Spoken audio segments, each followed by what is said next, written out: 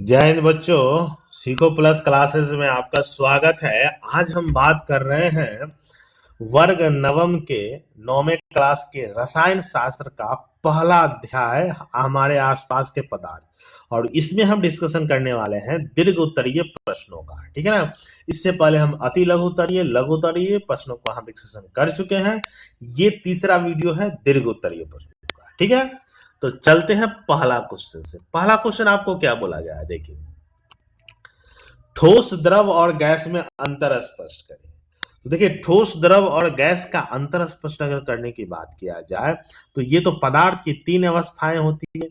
ठोस जिसका आकार और आयतन निश्चित होता है, द्रव आयतन निश्चित होता है लेकिन आकार अनिश्चित होता है, और वही गैस जिसमें आकार और आयतन दोनों अनिश्चित होता है। तो ये छोटा अंतर हमने बताया। अब हम चलते हैं वन बाय वन, इसमें अंतर क्या है। आकार की बात करें तो ठोस निश्चित होता है, द्रव और गैस अनिश्चित होता है। आयतन की बात करें तो ठोस निश्चित होता है और द्रव निश्चित होता है लेकिन गैस अनिश्चित होता है। अणुओं के बीच की दूरी की बात करें तो बहुत कम पास पास होता है, थोड़ा दूर पर होता है, और ये बहुत दूर पर होता है गैस। अंतर आणविक बल की बात करें तो ठोस में बहुत मजबूत होता है, ठोस की अपेक्षा इसमें कम मजबूती होती है, और गैस में बहुत कमजोर होता है अंतर आणविक बल। कहने का मतलब कणों के बीच का बल। संपीड़न मतलब कि संपीड़न मतलब दबाव, इसमें बहुत कम होता है, इसमें अत्यधिक होता है, इसमें तो होता ही नहीं है। बहाव की अगर बात करें तो ये नहीं बहते हैं, ये बह सकते हैं और ये बहुत तेजी से फैलते हैं। उदाहरण की अगर हम बात करें तो पत्थर, लकड़ी और बर्फ ठोस है, पानी, दूध और तेल द्रव है, और हवा, ऑक्सीजन क्या आपका गैस है। ठीक है।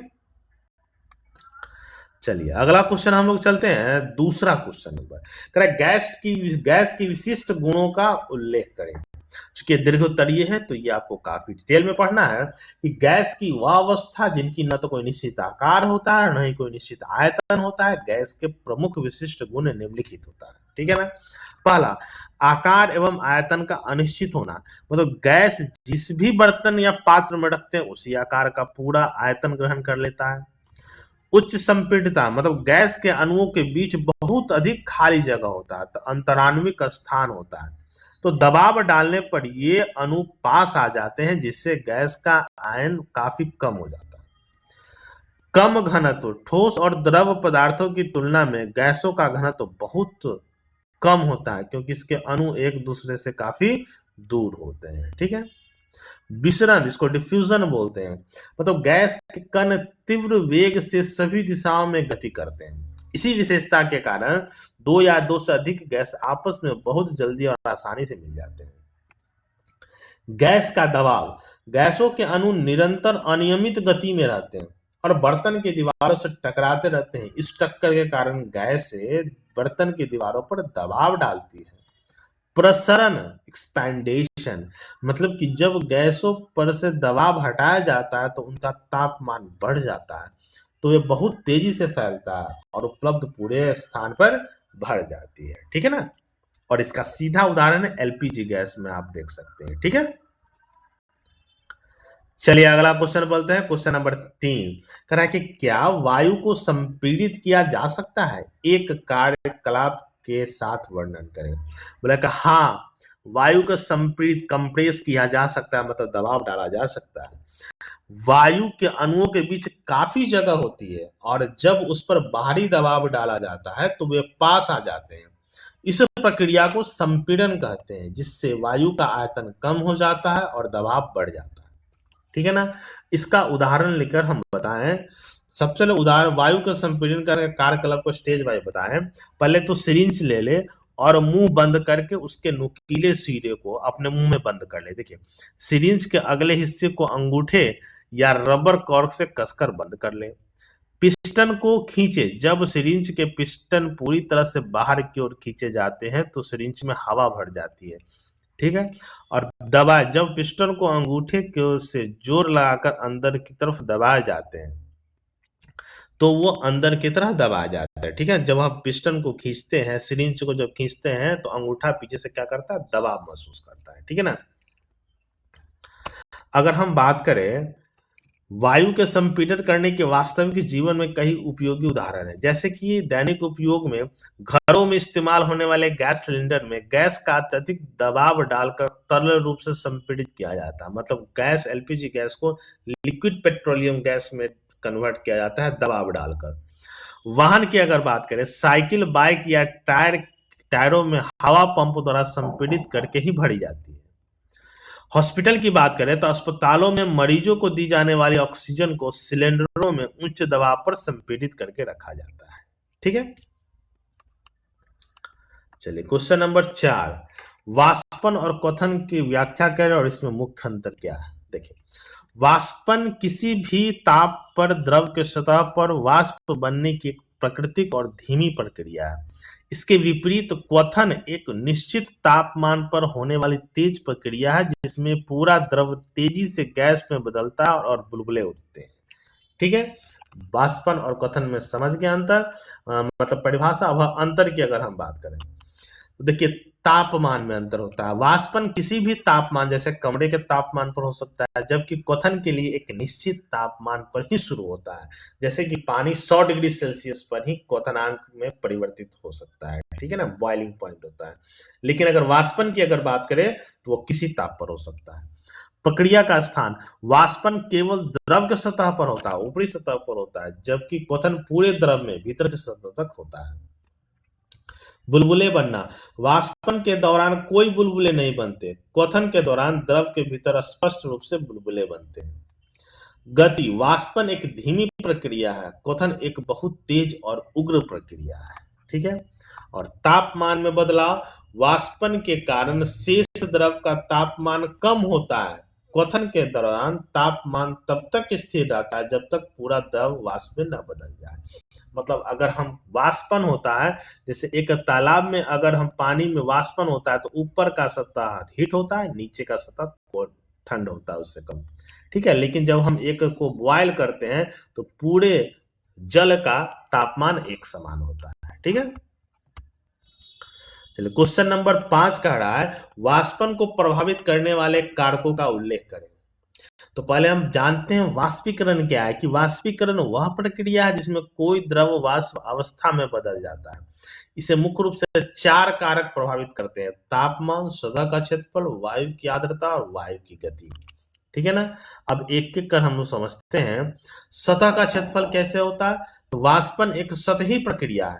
सतह का क्षेत्रफल जितना अधिक होगा, वाष्पन की दर उतनी ही तीव्र होगी। उदाहरण के लिए कपड़े सुखाने के लिए हम उन्हें फैला देते हैं, जिससे कारण वाष्प जल्दी हो जाता है और कपड़े जल्दी सूख जाते हैं। तापमान में वृद्धि, तापमान बढ़ने से द्रव के अणुओं में गति तेज बढ़ जाती है, जिससे अधिक संख्या में कण वाष्प अवस्था में बदल जाते हैं। यही कारण है कि गर्मियों में पानी जल्दी वाष्पित होते हैं। अगला है वायु की आर्द्रता। वायु में मौजूद जलवाष्प के मौसम को आर्द्रता कहते हैं। हवा में नमी कम होने पर वाष्पन की दर तेजी से होती है, लेकिन नमी अधिक होने पर वाष्पन की दर धीमी से हो जाती है। वायु की गति, तेज हवा चलने पर जलवाष्प के कण हवा के साथ उड़ जाते हैं, जिससे आसपास जलवाष्प की मात्रा कम हो जाती है और वाष्पन तेजी से होता है। ठीक है, चलिए हम चलते हैं अब अगला क्वेश्चन। अगला क्वेश्चन आपका है कि एक कार्यकलाप का वर्णन करके बताएं कि द्रव के वाष्पन में ठंडक उत्पन्न होती है। देखिए, आपके लघु उत्तरीय प्रश्न में भी था। अब हम चलते हैं एक उदाहरण से। देखिए, द्रव के वाष्पन से ठंडक उत्पन्न होती है क्योंकि वाष्पन की प्रक्रिया में द्रव को गैस में बदलने के लिए उष्मा की आवश्यकता होती है, इसे गुप्त उष्मा कहते हैं। जब द्रव वाष्पित होता है तो वह अपने संपर्क वाले सतह से उष्मा खींच लेता है, जिससे सतह का तापमान कम हो जाता है और ठंडक महसूस होता है। उदाहरण के लिए अगर हम बात करें, ईथर या एसीटोन, जिसको नेल पॉलिश रिमूवर बोलते हैं, पॉलिश रिमूवर, या सैनिटाइजर स्पिरिट, जो सैनिटाइज से हाथ में हम साफ करते हैं, खासकर कोविड के दौरान, एक साफ ड्रॉपर की मदद से अपने हथेली पर ईथर एसिटिलीन का या स्पिरिट का 1-2 बूंद डालें। कुछ सेकंड के लिए प्रतीक्षा करें। अब आप अपने हथेली पर जिस जगह पर द्रव डाला गया है उसे छुएं। हथेली पर जिस हिस्से में द्रव डाला गया है वह हिस्सा अचानक ठंडा महसूस होता है। यदि आप उस हिस्से को पंखे की हवा में ले जाए तो ठंडक और भी बढ़ जाती है। ठीक है, तो वाष्पन से क्या होता है, ठंडक आती है। अगला क्वेश्चन नंबर है 7। 7 नंबर क्वेश्चन है कि किसी कार्यकलाप का वर्णन करके बताए कि काली सफेद वस्तु की तुलना में अधिक ऊष्मा का अवशोषण अधिक करती है। ठीक है ना, तो यहां पर देखिए उसके कुछ बताए गए हैं। काली वस्तु सफेद वस्तु की तुलना में ऊष्मा का अवशोषण अधिक करती है। इसे साबित करने के लिए आप नीचे के थर्मामीटर वाले क्रियाकलाप का उपयोग कर सकते हैं। सामग्री की बात करें तो 2 समान कांच के थर्मामीटर लीजिए, काला और सफेद कागज का पेंट लीजिए, गोंद या टेप लीजिए, धूप वाला 1 दिन पूरा होना चाहिए। 2 थर्मामीटर ले, सुनिश्चित करें कि दोनों में तापमान का स्तर एक जैसा हो।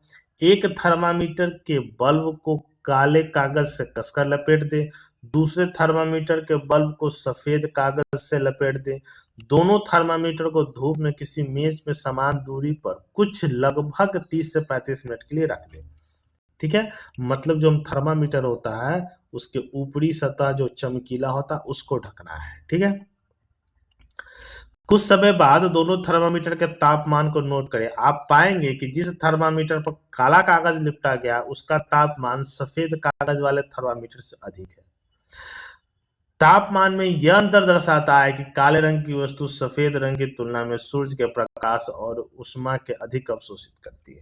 ठीक है, अब चलिए, इसीलिए ध्यान रखिएगा कि गर्मी समय में लोग रंगीन कपड़े से ज्यादा सफेद कपड़े को प्रेफर करते हैं। ठीक है, चलिए, पदार्थ की प्लाज्मा अवस्था एक संक्षिप्त टिप्पणी लिखिए। देखिए, पदार्थ की प्लाज्मा वह अवस्था, पदार्थ की प्लाज्मा अवस्था इसकी कौन सी अवस्था है, चौथी अवस्था है। ठीक है, 3 अवस्था ठोस, द्रव और गैस है। यह अत्यधिक आयनीकृत गैस होती है जिसमें इलेक्ट्रॉन परमाणुओं से अलग होकर स्वतंत्र रूप से घूमते हैं, जिससे यह धनावेशित आयनों और इलेक्ट्रॉनों का मिश्रण बन जाता है। यह अधिक विद्युत चालक होती है और ब्रह्मांड के ज्ञात सामान्य पदार्थ का लगभग 99% हिस्सा इसी में मौजूद है। प्लाज्मा की अवस्था का मुख्य लक्षण कौन कौन सा होता है, ये समझिए। प्लाज्मा का जो मुख्य लक्षण है वो ये उच्च ऊर्जा और तापमान होता है, इसमें विद्युत चुंबकीय क्षेत्र इसमें उत्पन्न होता है और प्रकाश उत्सर्जन का इसमें गुण होता है। ठीक है ना, अब देखिए, ब्रह्मांड में सूर्य सभी तारे प्लाज्मा और अवस्था में ही चमकते हैं। पृथ्वी पर आकाशीय बिजली, नियोन साइन बल्ब और ऑरोरा जो आकाश में दिखने वाले रंगीन रोशनी है, इसी प्राकृतिक और कृत्रिम का उदाहरण है। ठीक है, चलिए, अगला क्वेश्चन आपका है 9वां। कह रहा है कि इसमें टिप्पणी लिखना है कि बर्फ के टुकड़े को स्पर्श करने पर ठंडक की अनुभूति होती है। तो देखिए, बर्फ के टुकड़े को छूने पर ठंडक की एहसास इसलिए होता है क्योंकि हमारे शरीर का तापमान बर्फ की तुलना में बहुत अधिक होता है। जब हम बर्फ को स्पर्श करते हैं तो हमारे शरीर की ऊष्मा तेजी से बर्फ की ओर स्थानांतरित होती है और शरीर के इस ऊष्मा को कम होने में हमें ठंडक महसूस होता है। ठीक है, चलिए, दूसरी टिप्पणी है कि मिट्टी के घड़ा या सुराही में रखा हुआ जल ठंडा हो जाता है। क्यों? देखिए, मिट्टी के घड़े और सुराही में रखा हुआ जल वाष्पीकरण की प्रक्रिया के कारण ठंडा होता है। घड़े की दीवार में अनगिनत अति सूक्ष्म छिद्र होते हैं। इन छिद्रों से रिस कर पानी घड़े की बाहरी सतह पर आ जाता है। यह बाहरी पानी लगातार वाष्पीकृत होकर उड़ता रहता है। वाष्पीकरण के लिए आवश्यक ऊष्मा, इसको लेटेंट हीट ऑफ वेपोराइजेशन कहते हैं, घड़े के अंदर मौजूद पानी से ही अवशोषित होती है। जब पानी की ऊष्मा बाहर चली जाती है तो घड़े के अंदर का शेष जल क्या होता है, ठंडा हो जाता है। ठीक है, तो ये आपका दीर्घोत्तरीय प्रश्नों का कलेक्शन था। इसको आपको नोट डाउन करना है अपने कॉपी में। अच्छा लगे तो शेयर करना है, लाइक करना और कमेंट भी करना है कि आपको इसके अलावा कौन कौन सा टॉपिक चाहिए। आगे के लिए धन्यवाद।